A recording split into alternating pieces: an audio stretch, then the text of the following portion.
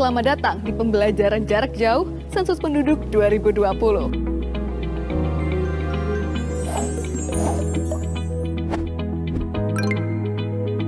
Pembelajaran ini diperuntukkan secara umum untuk seluruh masyarakat di Indonesia dan secara khusus untuk petugas sensus dan ketua atau pengurus satuan lingkungan setempat terkecil atau SLS terkecil seperti RT, dusun, jorong, banjar, dan yang sejenis. Apa itu sensus penduduk? Sensus penduduk adalah kegiatan pendataan penduduk yang berlangsung 10 tahun sekali, sebagaimana diamanatkan Undang-Undang Nomor 16 Tahun 1997 tentang statistik. Sensus penduduk 2020 merupakan yang ketujuh selama pelaksanaannya. Pada sensus penduduk kali ini, ada perbedaan jika dibandingkan dengan sensus penduduk yang sebelumnya. Perbedaan tersebut yaitu adanya sensus penduduk online yang sudah berlangsung pada Februari hingga Mei 2020 lalu. Dan sensus kali ini juga menggunakan data dasar dari Dukcapil Kemendagri.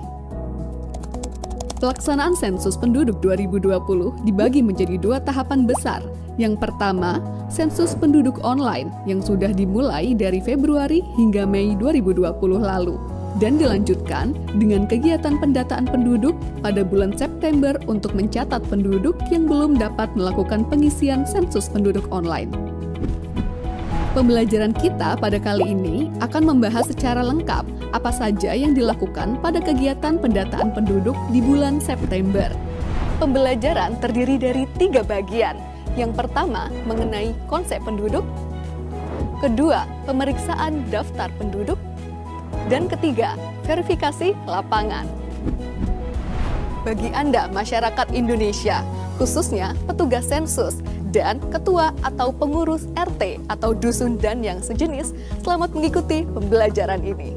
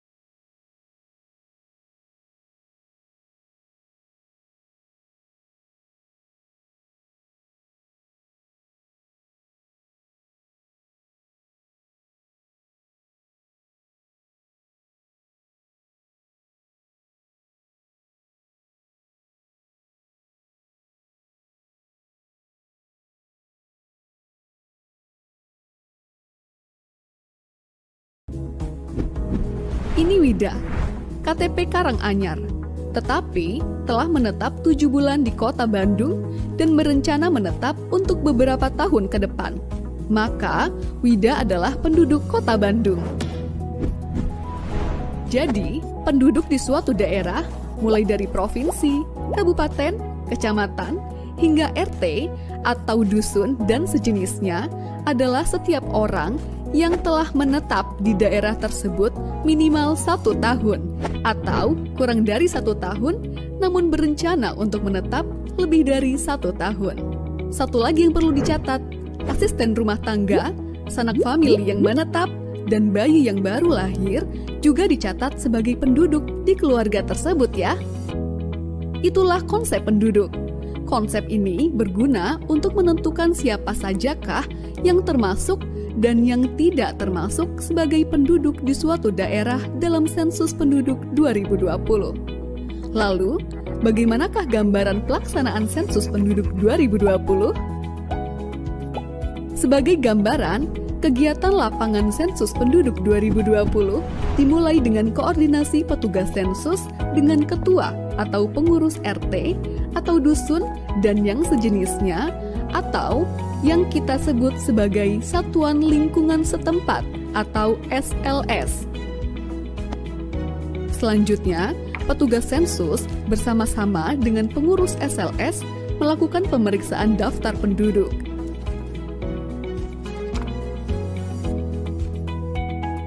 Setelah itu, dilakukan verifikasi lapangan dengan mengelilingi wilayah SLS.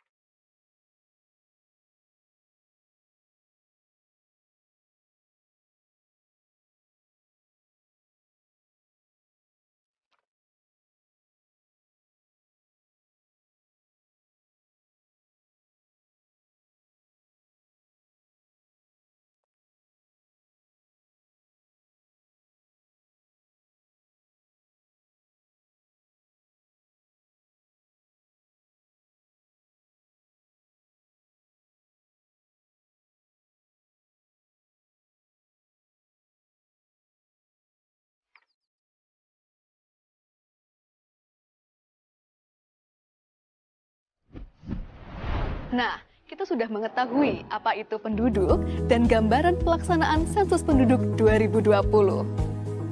Di video berikutnya, kita akan mengupas tata cara pelaksanaan lapangan sensus penduduk 2020 yang terdiri dari pemeriksaan daftar penduduk dan verifikasi lapangan. Selamat mengikuti ya!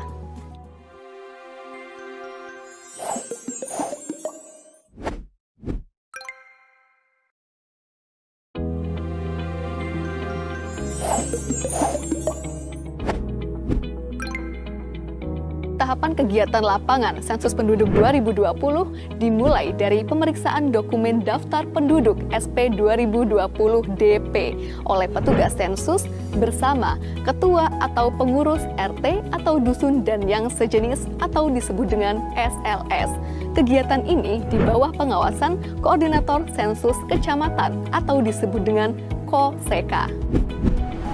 Selain menggunakan atribut lengkap, ketika turun ke lapangan, petugas sensus juga harus mengenakan pakaian berlengan panjang, menggunakan face shield, masker kain, dan membawa hand sanitizer, serta memperhatikan protokol kesehatan. Dokumen yang diperlukan pada tahapan ini adalah SP 2020 DP dan peta wilayah. Pastikan juga membawa alat tulis yang diperlukan di lapangan. Untuk memulai tahapan pemeriksaan DP, hubungi ketua atau pengurus RT atau dusun dan sejenisnya. Sepakati waktu dan mekanisme pemeriksaan DP. Apakah akan bertatap muka secara langsung atau melalui media telekomunikasi yang memungkinkan.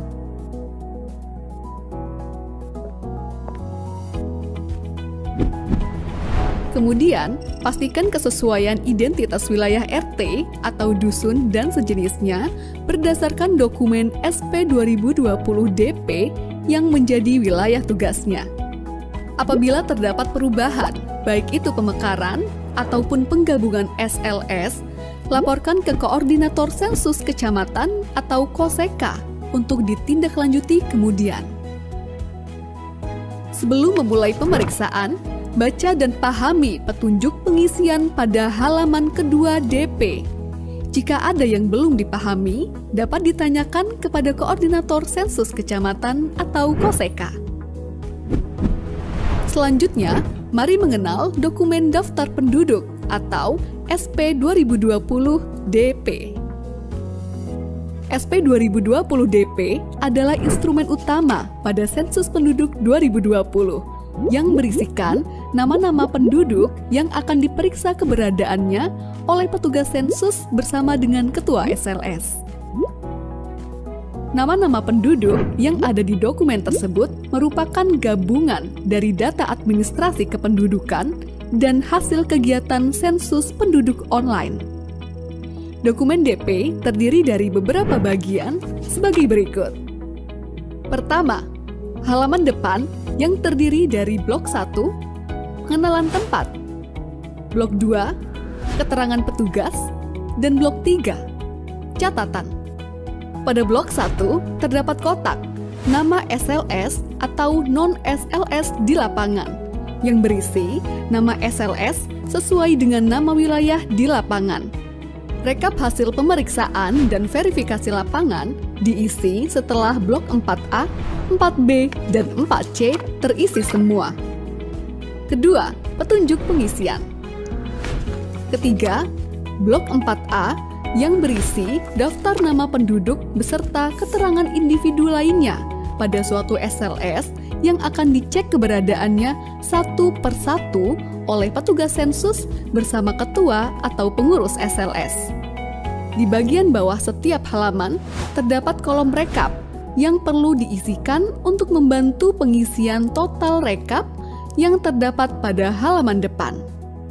Keempat, blok 4B yang berisikan nama-nama penduduk yang data individunya perlu dikonfirmasi. Data tersebut adalah jenis kelamin, tanggal lahir, atau NIK. Kelima, terdapat blok 4C yang berupa daftar kosong untuk mencatat nama-nama penduduk di SLS tersebut yang belum tercetak di blok 4A. Selanjutnya, blok 5 yang digunakan untuk mencatat penduduk pada DP yang dinyatakan meninggal. Terakhir, terdapat surat pernyataan yang diisi ketika ketua atau pengurus SLS tidak dapat mendampingi petugas sensus dan menugaskan orang lain dalam melaksanakan kegiatan lapangan sensus penduduk 2020. Untuk memperjelas pengisian, mari kita bicara tentang beberapa contoh kasus di lapangan terkait pemeriksaan DP. Pak Aji dan keluarga tercantum di dalam DP RT 1. Pada saat pemeriksaan DP, Ketua RT 1 mengkonfirmasi bahwa benar Pak Aji dan keluarga tinggal di RT 1 dan tercatat tinggal di alamat yang sama pada KTP atau KK mereka. Maka petugas memberi centang pada kolom 9 untuk setiap anggota keluarga. Sedangkan Pak Budi dan keluarga juga tercantum di dalam DP RT 1. Tetapi Ketua RT menyatakan bahwa Pak Budi dan keluarga memiliki KTP dan KK dengan alamat di wilayah lain. Maka petugas memberi centang pada kolom 10 untuk setiap anggota keluarga. Keluarga Pak Charlie sudah melakukan SP online. Namun, Ketua RT menyatakan bahwa bulan lalu telah pindah ke kota lain. Maka, untuk setiap anggota keluarga, beri tanda centang pada kolom 11. Jangan lupa, coret keterangan jenis kelamin Pak Charlie dan keluarga pada kolom 13 atau 14, sehingga tidak dihitung pada rekap jumlah penduduk berdasarkan jenis kelamin. Contoh selanjutnya, keluarga Pak Rudi terdiri dari Pak Rudi, istri, 4 orang anak, ibu, dan seorang asisten rumah tangga yang tinggal di kota Semarang. Pak Rudi beserta istri dan anak pertama, kedua, dan ketiga, serta ibunya sudah melakukan pengisian sensus penduduk online. Alamat KK atau KTP keluarga Pak Rudi di kota Jogja, namun sudah tinggal di kota Semarang sejak tahun 2017. Maka, pada pemeriksaan DP oleh petugas pada RT tempat tinggal Pak Rudi saat ini di Kota Semarang dilakukan dengan cara berikut. Pak Rudi bekerja di Kota Jogja dan selalu pulang seminggu sekali. Maka, beri tanda centang pada kolom 10. Istri adalah ibu rumah tangga, maka beri tanda centang pada kolom 10.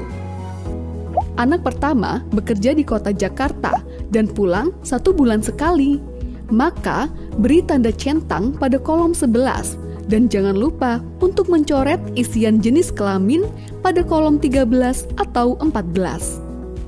Anak kedua, ketua RT tidak terlalu mengenalnya, maka beri tanda bintang pada kolom nama.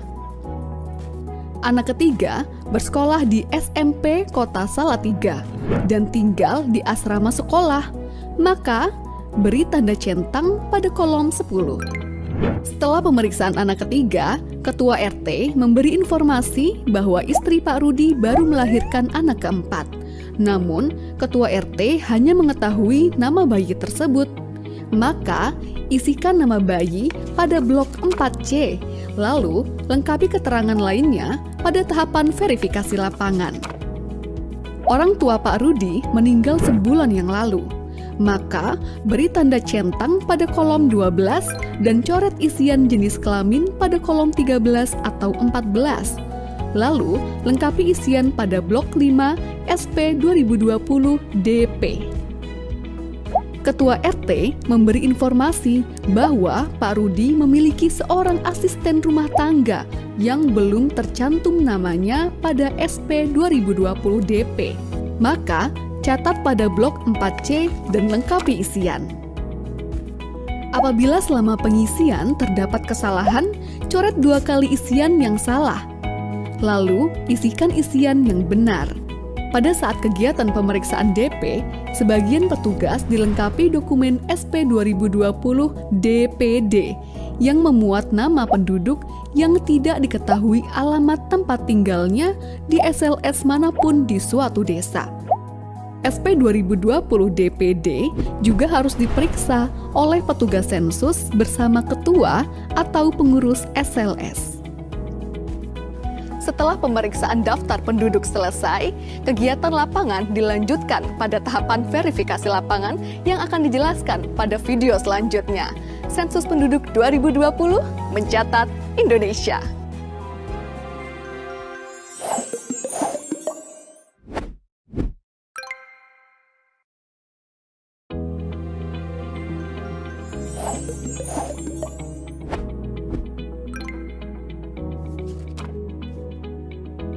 Setelah melakukan pemeriksaan daftar penduduk atau dokumen DP bersama ketua atau pengurus SLS, tahapan sensus penduduk 2020 selanjutnya adalah pelaksanaan verifikasi lapangan. Apa yang dilakukan petugas sensus pada saat verifikasi lapangan? Pada tahapan ini, petugas sensus mengelilingi SLS dengan didampingi oleh ketua atau pengurus SLS untuk memastikan keberadaan seluruh penduduk yang tercatat di dalam daftar penduduk atau DP. Dalam tahapan verifikasi lapangan, petugas sensus membawa dokumen dan alat tulis sebagaimana pada saat pemeriksaan daftar penduduk. Dokumen tersebut meliputi: pertama, dokumen daftar penduduk atau SP 2020 DP dan daftar penduduk desa atau SP 2020 DPD yang sudah diperiksa. Kedua, peta wilayah sensus atau SP 2020 WS yang digunakan untuk penelusuran wilayah dan memastikan batasan-batasan wilayah SLS kepada ketua atau pengurus SLS atau warga yang ditunjuk. Selama di lapangan, petugas dan ketua atau pengurus SLS wajib mematuhi protokol kesehatan pencegahan penyebaran COVID-19, mengenakan masker, selalu memastikan kebersihan tangan, dan menjaga jarak minimal dengan responden. Apa saja yang harus dilakukan oleh petugas pada saat verifikasi lapangan? Pertama, mengenali dan menentukan batas-batas wilayah SLS bersama ketua atau pengurus SLS. Kedua, menentukan bangunan pertama yang akan dikunjungi untuk diverifikasi keberadaan penduduknya. Dianjurkan dimulai dari posisi barat daya pada peta. Ketiga, berikan tanda titik atau noktah sesuai posisi rumah tersebut pada peta SP 2020 WS dan sertakan nomor urut di samping noktah tersebut. Keempat, lakukan identifikasi seluruh nama penduduk yang tinggal di rumah tersebut dan sesuaikan dengan nama yang tercantum pada daftar penduduk atau DP. Lalu, salin nomor urut yang terdapat pada peta ke kolom nomor bangunan pada DP. Penduduk yang dikunjungi adalah penduduk yang diragukan keberadaannya oleh pengurus SLS. Apabila pada rumah tersebut teridentifikasi penduduk yang belum melakukan pengisian sensus penduduk online, baik itu seluruhnya maupun salah satu anggota keluarga, silakan drop dokumen C1. Lakukan prosedur tersebut untuk setiap rumah dan bangunan yang ada penduduknya. Pastikan tidak ada yang terlewat ya. Apabila ditemukan penduduk yang belum tercantum namanya pada daftar penduduk atau DP, tambahkan dan lengkapi keterangan penduduk tersebut pada DP Blok 4C. Pastikan seluruh kolom terisi. Serahkan dokumen C1 dan isi kolom kontrol dokumen pada DP. Pada saat menyerahkan dokumen C1, beritahu responden untuk membaca petunjuk pengisian terlebih dahulu dan informasikan kapan dokumen akan diambil kembali. Untuk penduduk yang berstatus sudah sensus penduduk online, tetapi perlu konfirmasi, petugas sensus perlu menanyakan informasinya kepada ketua atau pengurus SLS dan menuliskannya di blok 4B. Lengkapi isian rekapitulasi jumlah penduduk pada setiap halaman DP di blok 4A dan 4C. Secara garis besar, kegiatan yang dilaksanakan oleh petugas sensus pada tahapan verifikasi lapangan yaitu 1. Penelusuran wilayah SLS. 2. Melakukan identifikasi setiap bangunan yang dihuni penduduk dan melaksanakan verifikasi penduduk yang tinggal di dalamnya. 3. Mencatatkan nama dan informasi penduduk yang ditemukan di wilayah SLS namun belum tercantum di DP. 4. Melaksanakan rekapitulasi jumlah penduduk hasil verifikasi lapangan. Sekian video pembelajaran Sensus Penduduk 2020. Karena cinta butuh pembuktian dan berpartisipasi dalam Sensus Penduduk 2020 merupakan salah satu bukti cinta kita pada Ibu Pertiwi. Selamat menjalankan tugas wahai abdi bangsa. Sensus Penduduk 2020 mencatat Indonesia.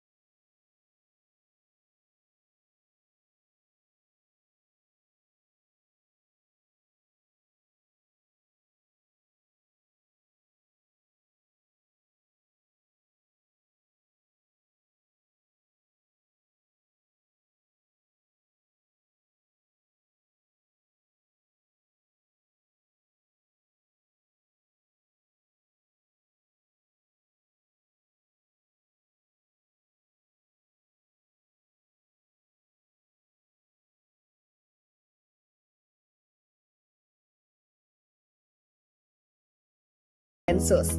Selanjutnya, lanjutkan pengisian ke blok 3, data perumahan tempat tinggal. Bagian ini hanya diisikan sekali untuk setiap keluarga. Isikan status kepemilikan rumah yang Anda tempati saat ini. Isikan listrik yang Anda gunakan di rumah. Isikan sumber air minum utama yang digunakan oleh keluarga Anda. Apakah air kemasan atau isi ulang? Ledeng, pompa atau sumur bor, sumur, mata air, sungai atau danau, air hujan, atau lainnya. Isikan keterangan fasilitas jamban atau tempat buang air besar dan septic tank di tempat tinggal Anda.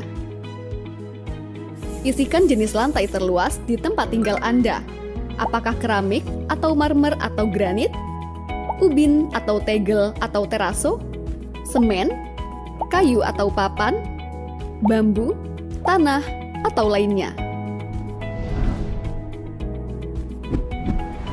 Selanjutnya, kita beralih ke blok 4. Blok 4 diisikan untuk setiap anggota keluarga. Jadi, kalau di rumah ada 3 orang, maka ada 3 blok 4 yang terisi. Isikan keterangan dari masing-masing individu. Pengisian dilakukan secara berurutan, satu persatu, dimulai dari kepala keluarga, lalu dilanjutkan ke istri, anak, dan anggota keluarga yang lain apabila ada. Kami akan mengilustrasikan pengisian. Isikan nama lengkap Anda sesuai KK atau KTP dengan menggunakan huruf kapital. Berikan tanda centang pada isian jenis kelamin. Isikan nomor induk kependudukan Anda. Apabila NIK ada, lanjut ke pertanyaan 404. Bila NIK tidak ada, berikan centang pada salah satu alasan pada isian 403B di bawah. Selanjutnya, apabila alamat tempat tinggal Anda sekarang sesuai dengan tertulis pada KK, beri tanda centang pada kotak Ya. Dan apabila alamatnya berbeda, beri tanda centang pada kotak Tidak. Isikan tempat lahir Anda sesuai dengan provinsi dan kabupaten atau kota kelahiran. Apabila tempat lahir Anda di luar negeri, isikan negaranya. Selanjutnya, apabila tanggal lahir Anda sesuai dengan yang tertulis di KK, beri tanda centang pada kotak Ya. Dan apabila tanggalnya berbeda atau Anda tidak memiliki KK atau KTP, beri tanda centang pada kotak Tidak. Isikan tanggal, bulan, tahun lahir, dan umur Anda saat ini. Selanjutnya, apakah Anda memiliki akta kelahiran dari kantor catatan sipil? Beri tanda centang pada kotak yang disediakan sesuai dengan jawaban Anda. Bila Anda memiliki akta kelahiran dari kantor catatan sipil atau Anda tidak mengetahui status kepemilikan akta kelahiran Anda, lanjut ke isian 407. Bila Anda tidak memiliki akta kelahiran dari kantor catatan sipil, isikan alasan utama Anda dengan memberi centang pada kotak yang disediakan sesuai dengan jawaban Anda. Selanjutnya, isikan status kewarganegaraan Anda. Bila Anda adalah WNI, tuliskan nama suku Anda di pertanyaan selanjutnya.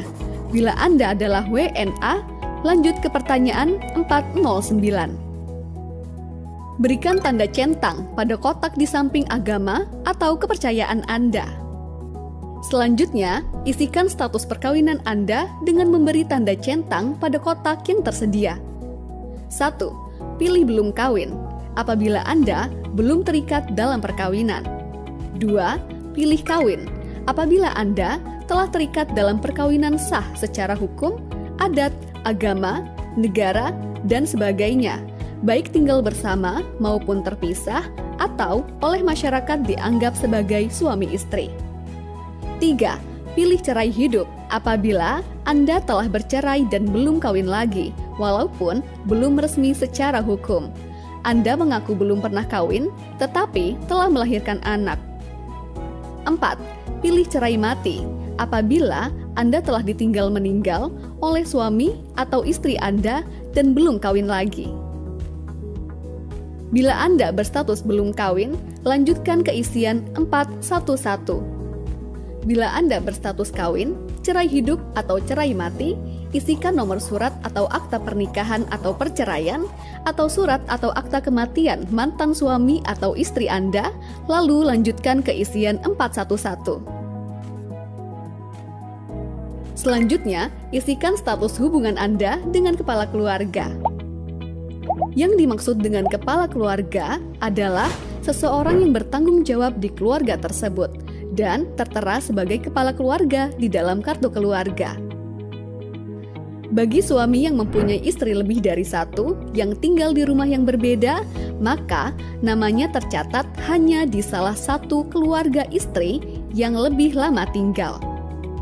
Apabila lama tinggal bersama istri-istrinya sama, catatkan di rumah istri yang paling lama dinikahi. Yang dimaksud dengan famili lain adalah mereka yang memiliki hubungan famili dengan kepala keluarga ataupun suami atau istri kepala keluarga tersebut. Misalnya, adik, kakak, bibi, paman, kakek, atau nenek. Yang dimaksud pembantu adalah pertama, mereka yang bekerja sebagai pembantu atau sopir yang menginap di keluarga tersebut, yang menerima upah atau gaji berupa uang atau barang. 2. Famili yang dipekerjakan sebagai pembantu dan menerima upah atau gaji. 3. Tukang kebun yang makan dan menginap di rumah majikan. 4. Anak pembantu yang ikut tinggal di dalam keluarga apabila diberlakukan sebagai pembantu. Apabila tidak, maka dicatat sebagai lainnya. 5. Sopir yang menginap di keluarga tersebut dan menerima upah atau gaji. Yang termasuk lainnya adalah mereka yang tidak ada hubungan famili dengan anggota keluarga manapun di keluarga tersebut lebih dari 1 tahun. Selanjutnya, pertanyaan 412A. Apakah tinggal di alamat yang sekarang lebih dari 1 tahun? Jika sudah tinggal selama minimal 1 tahun atau lebih, maka centang ya dan isikan lamanya dalam tahun. Kemudian, abaikan pertanyaan berikutnya. Langsung ke rincian 413. Jika kurang dari 1 tahun, maka centang tidak dan isikan dalam bulan. Isikan pertanyaan berikutnya 412B. Apakah berniat menetap? Selanjutnya, pertanyaan 413. Apakah ijazah atau pendidikan tertinggi yang ditamatkan? Isikan sesuai dengan ijazah tertinggi yang sudah diperoleh. Kita menuju ke blok 5. Sama seperti blok 4, blok 5 diisikan untuk setiap anggota keluarga, namun khusus untuk yang berusia minimal 5 tahun atau lebih. Untuk anggota keluarga yang kurang dari 5 tahun, bagian ini boleh dikosongkan. Pertanyaan 501. Apakah bisa berbahasa Indonesia? Pilih ya jika bisa, pilih tidak jika tidak dapat berbahasa Indonesia. Selanjutnya, pertanyaan 502A. Aktivitas apa saja yang biasa dilakukan? Isian ini bisa dipilih lebih dari 1. Centang ya bekerja jika biasa melakukan pekerjaan. Centang ya mengurus rumah tangga jika juga melakukan kegiatan mengurus rumah tangga. Centang ya sekolah atau kuliah jika sedang menjalani aktivitas sekolah atau kuliah. Centang ya lainnya jika melakukan aktivitas yang lain seperti kegiatan sosial, seperti pos ronda, menjalani hobi seperti berolahraga, atau lainnya, dan tuliskan aktivitas tersebut. 502B. Apakah pensiunan? Pensiunan di sini tidak hanya untuk PNS atau TNI atau Polri, tetapi juga yang pernah bekerja di bidang lain dan saat ini menerima pesangon atau dana pensiun. Selanjutnya, rincian 503. Isian ini diisi khusus untuk yang saat ini sedang bekerja. Isikan pekerjaan yang selengkap-lengkapnya. Berikut contoh pengisiannya. Isikan juga status dalam pekerjaan. Apakah berusaha sendiri atau dengan dibantu pekerja yang tidak dibayar? Apakah berusaha dan dibantu pekerja yang dibayar? Apakah sebagai buruh, atau karyawan, atau pegawai, atau pekerja yang dibayar? Atau apakah pekerja yang tidak dibayar atau pekerja keluarga?